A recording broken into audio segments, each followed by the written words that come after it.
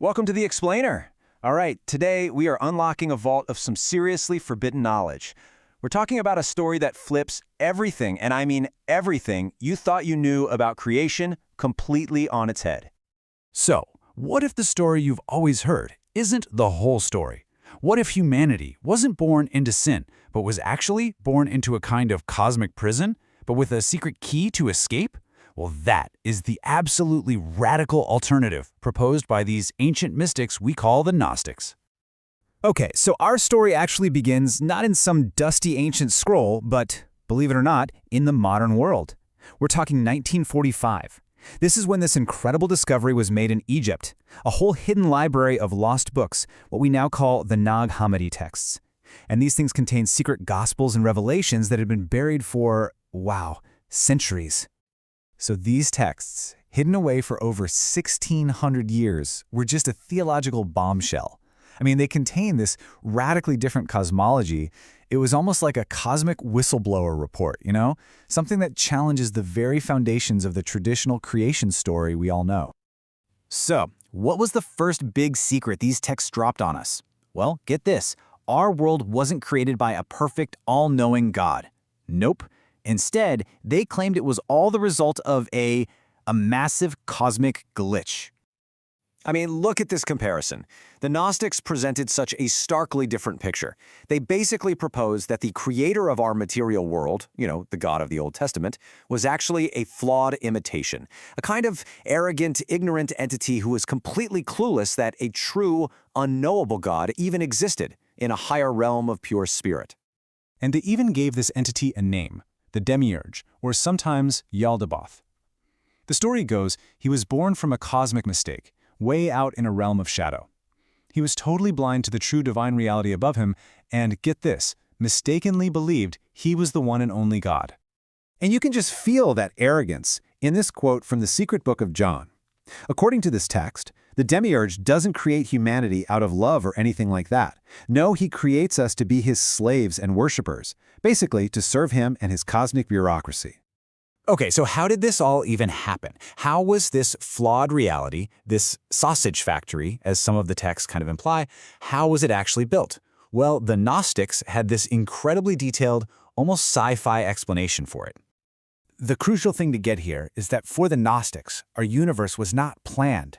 It was basically an accident, the byproduct of a single, unbalanced divine action. See, a divine being named Sophia, which means wisdom, acted without her male partner. And this cosmic imbalance, that's what gave birth to the flawed Demiurge, who then just went off and built this material prison we call the universe. And the Demiurge wasn't working alone. Oh no. To manage his flawed creation, he created this whole bureaucracy of cosmic jailers, a kind of celestial goon squad, if you will, known as the Archons. So these Archons, they rule the planetary spheres, and they act like cosmic gatekeepers. Their whole job is to make sure no soul escapes its material cage. And how do they do it? By trapping us in these endless cycles of fate, passion, fear, and ignorance, basically keeping us spiritually asleep and totally chained to the physical world. But here's the most important part of the entire story. This is the secret that absolutely terrified the Archons, and it's the one thing that offers all of humanity a glimmer of hope. You see, the Gnostics taught that deep within every single one of us is something that doesn't belong here. It doesn't belong to this flawed world. It's something the Demiurge never, ever intended to be there. It's a piece of another, much more perfect reality. This is what they called the divine spark, or pneuma.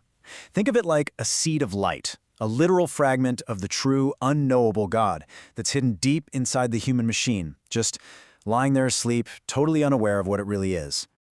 So how in the world did it get there?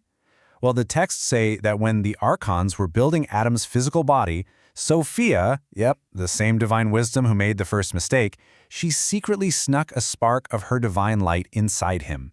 And that single act turned all of humanity into a kind of Trojan horse, a secret agent for the divine, living right inside the enemy's fortress. Okay, so if we're all divine sparks trapped in a cosmic prison, the big question is, how do we get out? Well, the Gnostics believed there was a very, very specific plan for the Great Escape.